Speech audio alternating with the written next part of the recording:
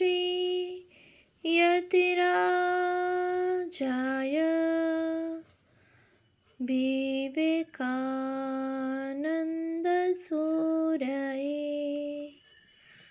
सच्चित्सुख स्वरूपाय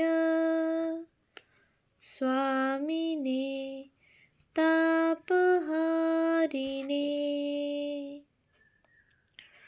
উদ্বোধন ১২৫। স্মরণে মননে বিশ্লেষণে গ্রন্থ থেকে পাঠ। পৃষ্ঠা সংখ্যা ৩৩৫। সাময়িক পত্র সাহিত্য ও উদ্বোধন ১৩০৫ থেকে ১৩২০। জ্যৈষ্ঠ ১৩১০, ১৪ বর্ষ, দ্বিতীয় সংখ্যা, পৃষ্ঠা ১২৮ অবলম্বন। বৈশাখ ১৩১০, ৫ বর্ষ, ৭ থেকে ৮ সংখ্যা, মাসিক সাহিত্য সমালোচনা বিভাগে লেখা হয়, মহীশূরের স্বর্গীয় মহারাজাকে স্বামী বিবেকানন্দ যে পত্র লিখিয়াছিলেন, এই সংখ্যায় তাহা প্রকাশিত হইয়াছে। স্বামী বিবেকানন্দ এই পত্রে সংক্ষেপে আমেরিকা ও ভারতের সামাজিক অবস্থার তুলনার আলোচনা করিয়াছেন। ভারতের এখন কর্তব্য কি, স্বামীজি এই পত্রে তাহারও নির্দেশ করিয়া গিয়াছেন। শ্রীযুক্ত স্বামী শারদানন্দের জীবন ও মৃত্যুর বৈজ্ঞানিক বার্তা চিন্তাশীলতার পরিচায়ক উৎকৃষ্ট সন্দর্ভ। অধ্যাপক শ্রীযুক্ত জগদীশচন্দ্র বসুর আবিষ্কার হিন্দু সন্ন্যাসী যে ভাবে দেখিয়াছেন, এই প্রবন্ধে তাহাই প্রতিবিম্বিত হইয়াছে। বিবেকানন্দ লিখিত ২৩শে জুন ১৮৯৪, শনি ১০ই আষাঢ় ১৩০১, ইংরেজি পত্রটি চিকাগো থেকে লিখিত এবং উদ্বোধন বৈশাখ ১৩১০, ৫ বর্ষ, ৮ সংখ্যা এ স্বামী বিবেকানন্দের পত্র শিরোনামে বঙ্গানুবাদে প্রকাশিত। পত্রাবলিতে এটি ১০২ সংখ্যক পত্র হিসাবে সংকলিত। স্বামী শারদানন্দের রচনাটিও উক্ত সংখ্যায় প্রকাশিত। ভাদ্র ১৩১০, ১৪ বর্ষ, ৫ম সংখ্যা, পৃষ্ঠা ৩২০ অবলম্বন। শ্রাবণ ১৩১০, ৫ম বর্ষ, ১১ থেকে ১২ সংখ্যা। সম্ভবত মুদ্রণ প্রমাদের কারণে সাহিত্য পত্রিকায় শ্রাবণ মুদ্রিত। সমালোচনায় লেখা হয়, শ্রী শ্রী রামকৃষ্ণ কথামৃত সুপাঠ্য ও শিক্ষাপ্রদ। উদ্বোধনে ভূতের গল্পের উপযোগিতা কি? শ্রীযুক্ত প্রমথনাথ তর্কভূষণের পূর্ব মীমাংসা উল্লেখযোগ্য দার্শনিক সন্দর্ভ। শ্রী শ্রী রামকৃষ্ণ কথামৃত অংশে পত্রিকায় লেখা হয়েছে, আজ দশহারা, জ্যৈষ্ঠ শুক্লা দশমী, শনিবার ১৫ই জুন ১৮৮৩। এফিমেন্স অনুযায়ী উক্ত ১৫ই জুন ১৮৮৩ হল শুক্রবার, ২রা আষাঢ় ১২৯০। প্রসঙ্গত উল্লেখ্য, পরবর্তীকালে প্রকাশিত শ্রী শ্রী রামকৃষ্ণ কথামৃত গ্রন্থে বিষয়টি সংশোধিত।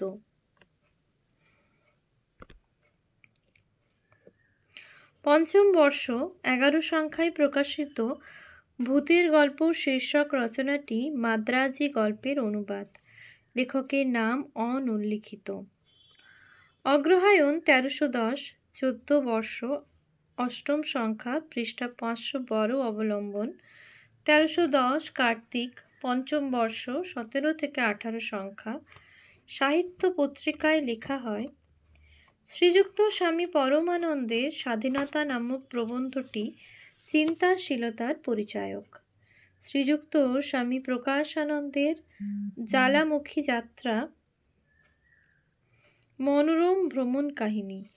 স্বামীজি পঞ্জাবের অন্তর্গত জলন্ধর হইতে পদব্রজে জ্বালামুখী দর্শন করিতে গিয়াছিলেন। পরিব্রাজক মহাশয় পথের বর্ণনার সঙ্গে সঙ্গে প্রসঙ্গক্রমে বিবিধ বিষয়ের অবতারণা করিয়া স্বীয় সূক্ষ্মদৃষ্টি ও বহুদর্শিতার পরিচয় দিয়াছেন। মনে হয় যেন আমরাও স্বামীজির তীর্থপথের সাথী হইয়া পর্যটনের আনন্দ সম্ভব করিতেছি। জাপান দর্শন শ্রীযুক্ত স্বামী সদানন্দের একখানি ক্ষুদ্র পত্র। এত সংক্ষিপ্ত হয় যে তৃপ্তি হয় না। আশা করি স্বামীজি বিস্তৃতভাবে জাপানের কাহিনী লিপিবদ্ধ করিয়া আমাদের কৌতূহল চরিতার্থ করিবেন। কার্তিক 1311, 15 বর্ষ, সপ্তম সংখ্যা, পৃষ্ঠা 459 থেকে 460। অবলম্বন আশ্বিন 1311, ষষ্ঠ বর্ষ, 16 থেকে 17 সংখ্যা। মাসিক সাহিত্য সমালোচনায় সুরেশচন্দ্র লিখেছেন, শ্রীযুক্ত ঋষিকেশ কাঞ্জিলালের সৃষ্টি তত্ত্ব উল্লেখযোগ্য। শ্রীযুক্ত স্বামী অখণ্ডানন্দের তিব্বতে 3 বৎসর যেমন কৌতূহল উদ্দীপক তেমনি শিক্ষাপ্রদ। বাঙ্গালা সাহিত্যে এরূপ ভ্রমণ বৃত্তান্ত অত্যন্ত বিরল। শ্রীযুক্ত সরসীলাল সরকার ডাক্তার মহেন্দ্রলাল সরকার প্রবন্ধে স্বর্গীয় কর্মবীরের জীবনের ও হৃদয়ের সংক্ষিপ্ত পরিচয় দিয়াছেন। প্রবন্ধটি পড়িয়া আমরা উপকৃত হইয়াছি। বৈজ্ঞানিক প্রমাণ প্রয়োগে সত্য নির্বাচন করিতে যাইয়া তাহার অর্থাৎ ডাক্তার সরকারের হৃদয় শুষ্ক না হইয়া বরং তাহার স্বাভাবিক ভক্তিপ্রবণতা, সরলতা ও ঈশ্বর বিশ্বাস শত গুণে বৃদ্ধি পাইয়াছিল। আলোচ্য প্রবন্ধে লেখক তাহা প্রতিপন্ন করিয়াছেন। ডাক্তার মহেন্দ্রলাল সরকার বাংলা ভাষায় পারমার্থিক গান রচনা করিতেন। ইহা সাধারণের পক্ষে নূতন সংবাদ। উক্ত সমালোচনায় দেখো দেখো চেয়ে দেখো গগনমণ্ডলে গানটি সংকলিত হয়। উল্লেখ্য, আলোচ্য বছরে গ্রীষ্মের ছুটিতে পত্রিকা প্রকাশ বন্ধ ছিল না। সেই কারণে আষাঢ় সংখ্যা প্রকাশিত হলেও ভাদ্র ও কার্তিক মাসে একটি করে সংখ্যা প্রকাশিত হয়।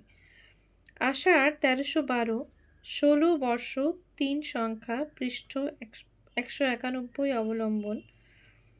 বৈশাখ 1312, 7 বর্ষ, 7 সংখ্যা। আলোচ্য বছরে বৈশাখ ও আশ্বিন মাসে একটি করে সংখ্যা প্রকাশিত হয়। উক্ত সংখ্যা অবলম্বনে সুরেশচন্দ্র মন্তব্য করেছেন, স্বামী রামকৃষ্ণানন্দের শ্রী শ্রী রামানুজ চরিত ও স্বামী অখণ্ডানন্দের তিব্বতে 3 বৎসর চলিতেছে। শ্রীযুক্ত ভূদেব বন্দ্যোপাধ্যায়ের ইতর জন্তুদিগের মানসিক বৃত্তি উল্লেখযোগ্য সুখপাঠ্য প্রবন্ধ।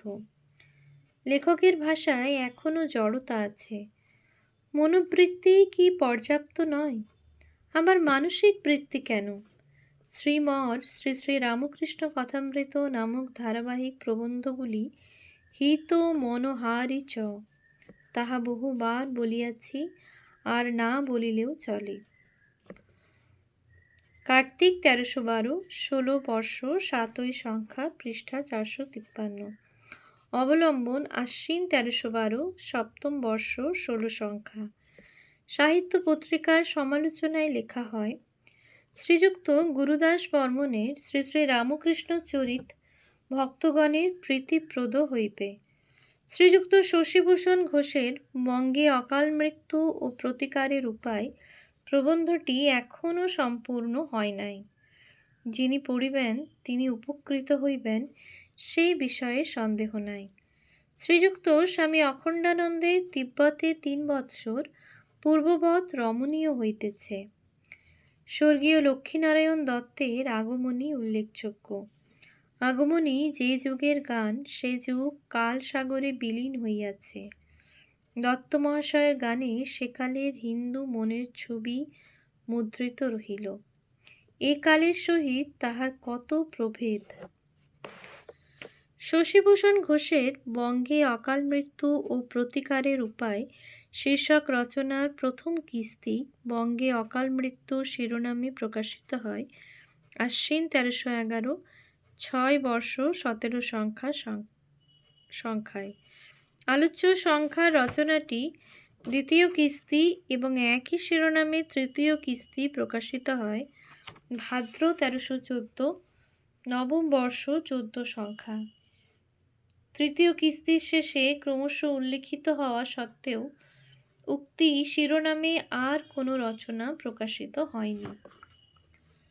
ফাল্গুন ১৩১২, ১৬ বর্ষ ১১ সংখ্যা, পৃষ্ঠা ৭১০-১১। অবলম্বন ১৩১২ মাঘ ৮ই বর্ষ ১ থেকে ২ সংখ্যা। উক্ত সংখ্যার সমালোচনায় সুরেশচন্দ্র সমাজপতি লিখেছেন, শ্রীরামকৃষ্ণের সাধনাবস্থা প্রবন্ধে শ্রীযুক্ত গুরুদাস বর্মন যে সকল অলৌকিক ঘটনা বিবৃত করিয়াছেন, তাহা চর্মচক্ষে অত্যন্ত অদ্ভুত বলিয়া প্রতীয়মান হয়। একটি ঘটনা আমরা উদ্ধৃত করিতেছি।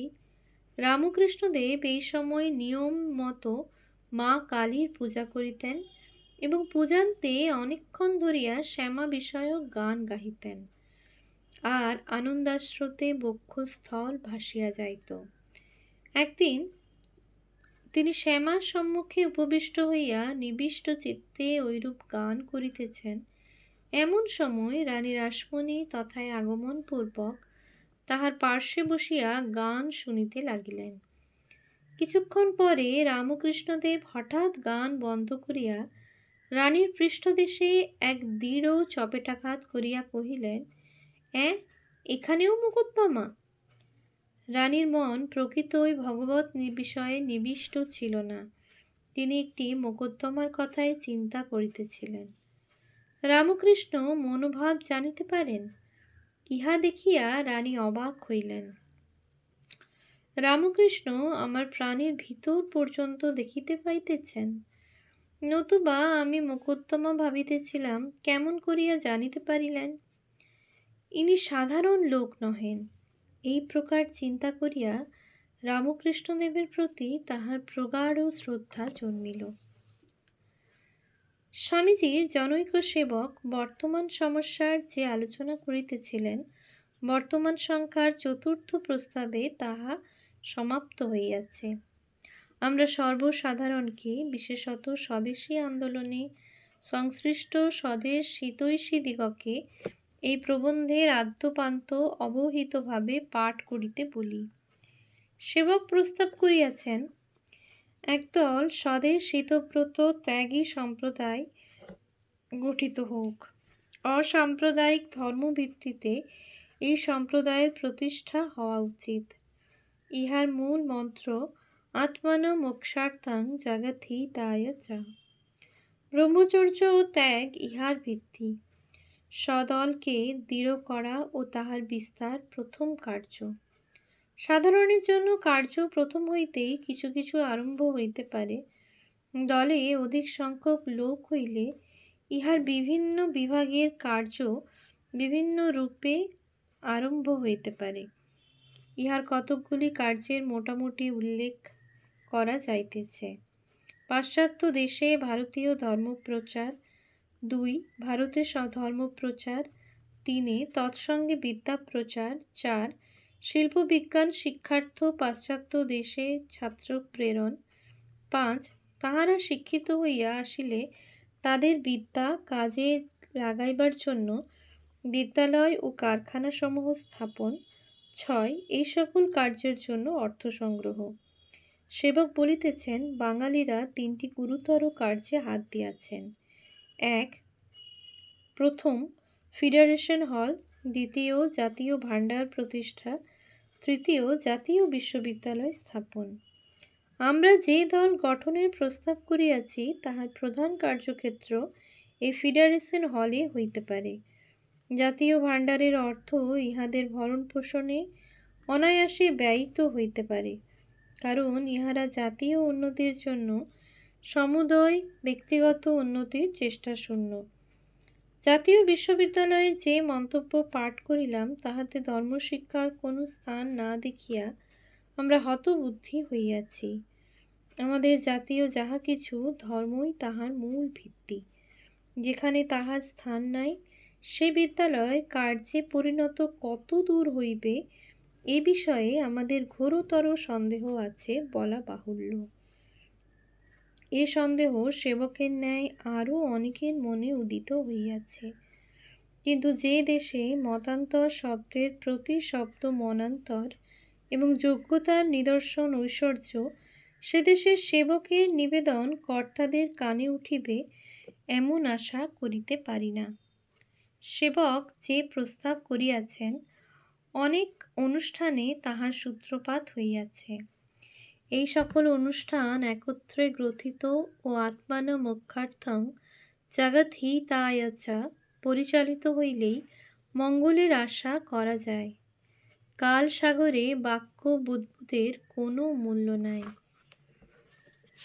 ওম শান্তি শান্তি শান্তি। হরি ওম তৎসৎ। শ্রীরামকৃষ্ণার্পণমস্তু।